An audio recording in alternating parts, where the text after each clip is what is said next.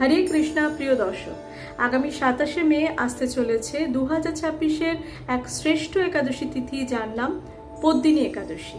জ্যৈষ্ঠ মাসের শুক্লপক্ষের একাদশী তিথি এটি, এবং এই মাসটিকে বলা হয়ে থাকে পুরুষোত্তম মাস।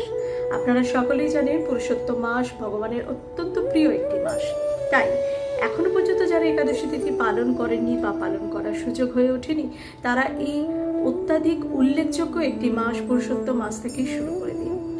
আমরা সকলেই জানি পুরুষোত্তম মাস ভগবানের অত্যন্ত উল্লেখযোগ্য এবং প্রিয় একটি মাস, এবং ভগবানের আরাধনা করার জন্য এবং ভক্তদের জন্য এক অন্যতম মাস। একাদশী তিথি পালনের অত্যন্ত সহজ সরল নিয়ম হলো অন্ন বর্জন, হরিনাম শ্রবণ এবং যথাসংখ্যক হরে কৃষ্ণ কৃষ্ণ কৃষ্ণ হরে হরে, হরে রাম রাম রাম হরে হরে। হরে কৃষ্ণ মহামন্ত্র অধিক সংখ্যক জপ করুন এবং ভগবানের প্রিয় হয়ে যান। ধন্যবাদ। হরে কৃষ্ণ।